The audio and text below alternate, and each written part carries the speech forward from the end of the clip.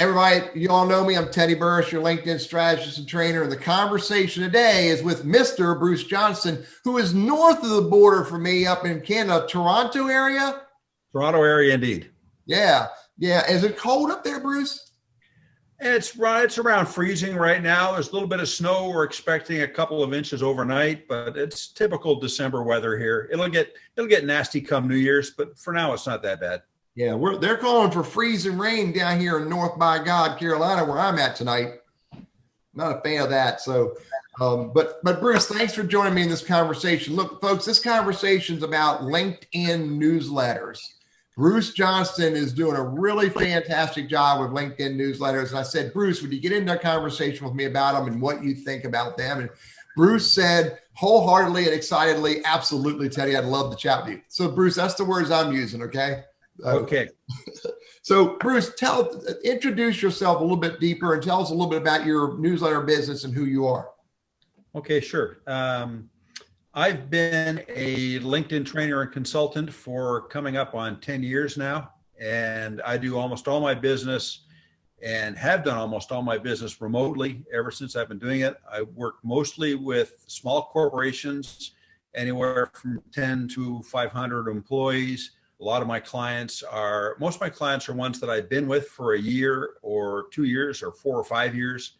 And I work with them on an ongoing basis in a variety of things. So my specialty is LinkedIn and using LinkedIn for sales and marketing, but I also am heavily involved in working with my clients on email newsletters, which is something I've just gotten into really myself in the last 2 years. So it was really interesting seeing LinkedIn come along with newsletters. Yeah. Yeah, it is. It kind of makes sense because remember the days when LinkedIn Pulse came out, and LinkedIn. Well, let's face it, ever since they gave us publishing rights 5 years ago, almost as soon as that happened, there was a pretty vocal bunch of us that were all going, it would be nice if I could subscribe. I mean, in my case, I'd say there may be 15 or 20 people that I would like to know when they are publishing something on LinkedIn, because those are voices that I want to listen to. They're people I want to keep up with. Yeah. And I would like to decide what I see on LinkedIn as opposed to LinkedIn deciding on my behalf what I should see. Based on mystical algorithms. Exactly, as opposed to algorithms. Yeah. So Burriss, you got a weekly newsletter that goes out. Yeah, you have 9,037 subscribers on that now. Right. What? Tell me a little bit about your opinion of articles versus post. Okay, since I received publishing rights to be able to publish articles 4 or 5 years ago, I've published a lot more articles than posts. I'm one of the few people I think that publishes mostly articles and very few posts. I found I've always liked articles because of the long tail. And that is that an article stays attached to your profile and is searchable by Google, and it sticks around forever. I've got articles that I wrote 5 years ago, almost, from January in 16, that are still getting likes and comments and still having people reach out to me and ask questions or want to connect with me and talk with me, that sort of thing. And these are things that I wrote years ago. And they're still getting traction now, and they're still findable using Google. Now, I've had a couple, I've been fortunate to have done well with Google type thing, but so I like them that way. Now, posts are better than they used to be that way in terms of their longevity and their lifespan, but articles are still the best thing for that. And that's what I like about them. Yeah, I'm with you. I've got a few articles that are highly indexed by Google, and they're 4 or 5 years old. Now, one of the tricks I do, Burriss, is I go back every now and then and I update or change some of those articles. I have an article, about LinkedIn articles where I say, why don't they give us the ability to put a hyperlink for email addresses? Right. Which you can't do. So every year I go update that, and what I'll do is I'll update the article, say it still doesn't work, and I'll send a copy to LinkedIn Help and let them, and they'll always respond back and tell you, I know we still have this on the list, blah, blah, blah. So I like the long tail value of articles that are meaningful and relevant to our target audience. Absolutely. Yeah. Absolutely. Yeah. So So you have your own newsletter outside LinkedIn. If I heard you right, you have 3 different newsletters Yeah. that you do. Yeah, what happened is that I became a little disenchanted. I love LinkedIn, but I became disenchanted with the idea that when I would publish an article, and the same happens for a post, LinkedIn distributes it to 5 to 8% of your followers and connections. And if it does well, they'll distribute it to more people, but it doesn't go to everybody.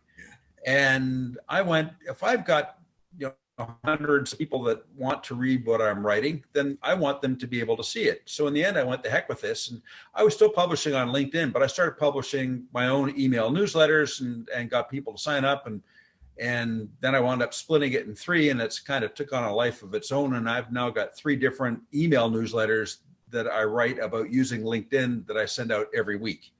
Yeah.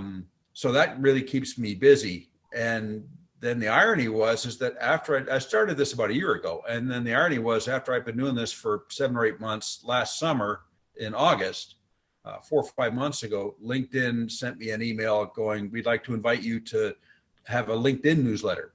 Yeah.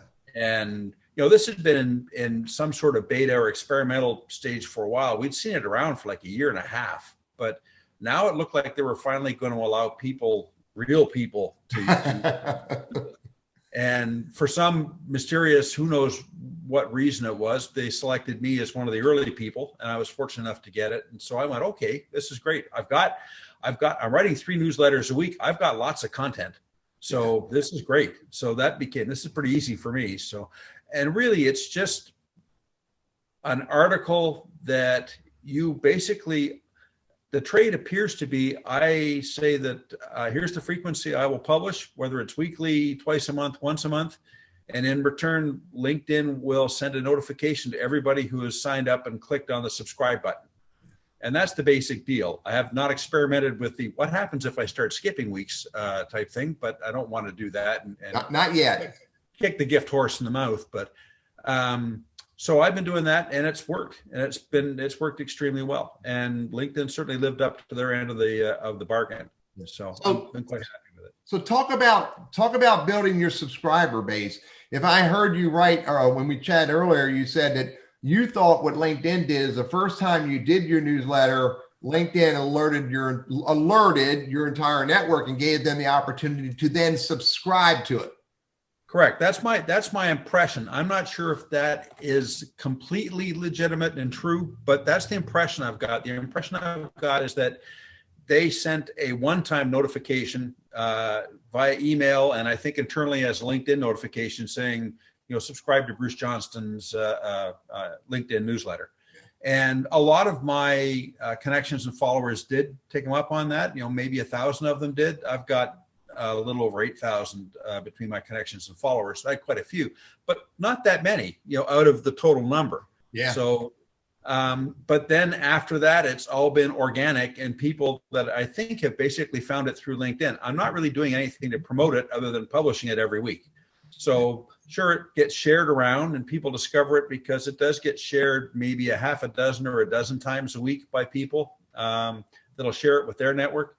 So it does get some exposure that way, but I'm thinking most people are just discovering it on LinkedIn one way or another with hashtags or whatever. So yeah, so you're not doing anything beyond organic, just producing it. So imagine if you were to throw some energy at distributing that further and distribute it through all the channels. Exactly. I mean, I'm kicking around the ideas of going, okay, maybe I should write some separate posts or even separate articles that aren't articles made for the newsletter, because the newsletter is basically, it's done using the exact same tools that you have to put together an article on LinkedIn, the exact same publishing stuff.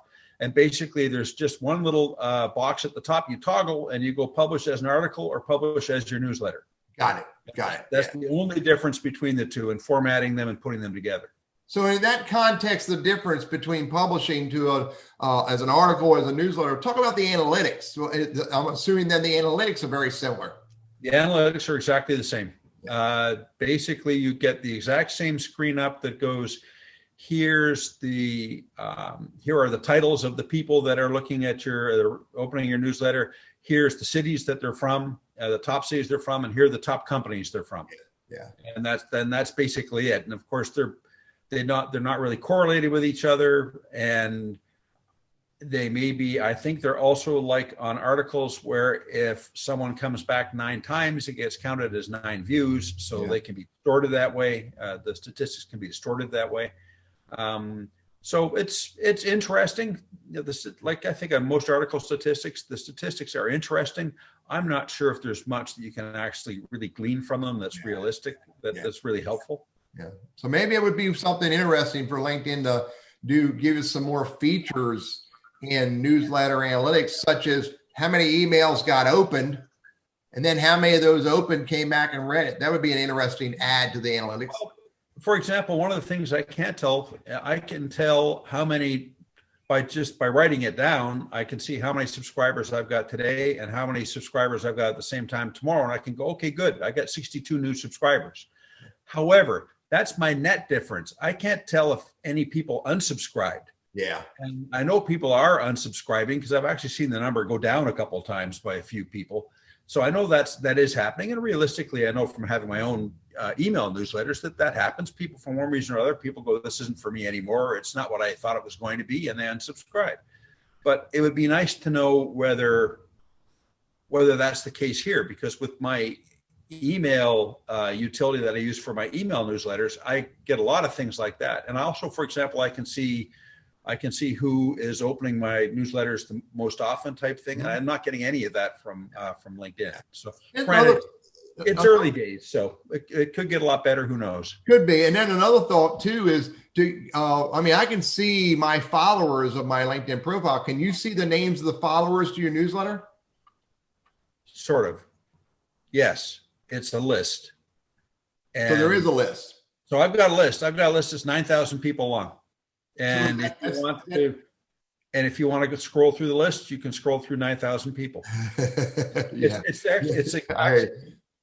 exactly the same as the follower list. That if you want to see what it's like, if you have a company page, it's same thing as the followers on your company page that LinkedIn put in a few months ago. Yeah, I'm with you. I won't scroll through any of mine either, but I will every now and then go look and see if there's anybody I know who's new. Like, oh my God, there's Burriss Johnston. I need to go call him. Yeah. So for example, I'll look through and in the morning, sometimes I'll look through and I'll go, okay, good. Who subscribed in the last 24 hours type thing, right? So I'll go back and look at the last 50 or 60 or 70 people just to try and get a sense, what job descriptions am I picking up? Where are people from? Does there seem to be any correlation by time zones? Is there anything like that? And not much. All right, I got 2 more questions for you, Burriss. Sure. I want to get to the real meat here now, okay? This has been softball questions, buddy. All right, here's the first one. How is this newsletter, LinkedIn newsletter, how has it impacted the value of LinkedIn for you? Not the business side, but the LinkedIn. Has it impacted your profile views, showed up in searches? Has it impacted your network? How's it helped you? Surprisingly, not much at all. Okay. It has not changed. It's like it's a completely different animal within LinkedIn.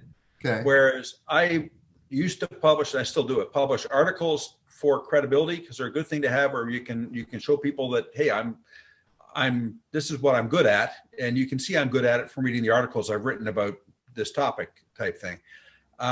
But here, this seems to be more good for reach. This seems to be more good at finding people. Yeah. So if anything, these are people that are at the very, very front end or early stage of possibly having a relationship with me. Okay.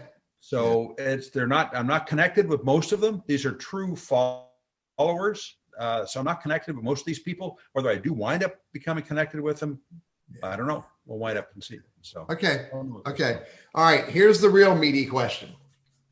Because at the end of the day, we have to make decisions about what tools we use and what energy we put into doing things. And for most of us, it's going to be based on our goals. Now, right. for most of us in business, it's going to be the energy and the time we put into things are going to be based on what impact can it have on our business goals. Mm-hmm. So let's talk about that for a minute. What's been the impact on your business that you can measure today?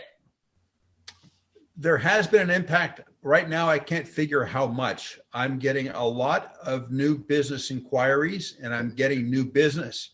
However, I have not been able to ascertain how much of that is coming from directly from the LinkedIn newsletter or from my email newsletters or just natural end of year synergies from people doing budgeting for next year. And this is where it gets complicated also because, for example, when I published my newsletter this morning, I also tack a disclaimer on there saying I don't work for LinkedIn and I have no business relationship with LinkedIn. Then I'll usually tack on another one that goes, if you like this, you can go here and sign up for my email newsletters that are a lot more often, and there's a lot more of them type thing if you want to learn more about LinkedIn.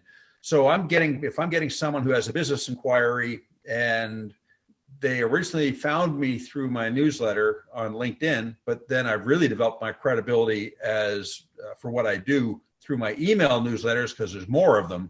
There's a bit of a chicken and egg thing there type thing. There's certainly the LinkedIn newsletters were instrumental, but whether they help me get business right now type thing versus maybe a year from now is hard to say. But yes, it's had an impact. I have not been able to quantify it yet, but my gut feel is it's good enough that, this is something I want to be involved in and put the time in for. Got it. Yeah. Good stuff. I mean, and knowing where you stand is important. Whether or not you stand where you want to be standing might not be happening, right. But knowing where you stand and whether or not you should keep moving forward is important to do. Yeah. That's just, and it's a moving target. I was saying this to someone I was talking to earlier today, is that we don't know. LinkedIn could get a whole bunch of ideas, and this could wind up being a fantastic thing, where you could go, okay, great. I'm going to subscribe to 15 different newsletters from 15 different people, and I want to be able to put them in little channels. Where I've got a channel for people that are people like you and I that are LinkedIn experts. And then I've got a channel over here for people that are in the HR business and that sort of thing. Or LinkedIn could ruin it completely by sticking advertising on it like they want to do with LinkedIn stories right now. So who knows? I mean, it could go, this is LinkedIn we're talking about. It could be wonderful. It could be not so wonderful. And it is a revenue generating business. That's their mission. And it can change. I mean, they've done some really, really good, smart things, and they've done some things that probably weren't the smartest thing in the world. So we'll wait and see. But it's one of those things where it's sort of like, hey, enjoy it while you can and enjoy it for what it is. Yeah. And just take it for what it is and run with it and have a good time. Cool. Burriss, thanks for the chat, man. I appreciate it. Real good insight. Right. I appreciate you sharing. Burriss Johnston, look for him on LinkedIn, find his newsletter, follow it. Burriss, if you have a website, I'll make sure I share your website in the chat. Sure, it's practicalsmm.com. I remember that. Yeah, and I'll share it in the description in the YouTube channel. All right, cool. Again, buddy, thanks a lot for the time. Thanks for sharing. I appreciate it. My pleasure. Have a good one.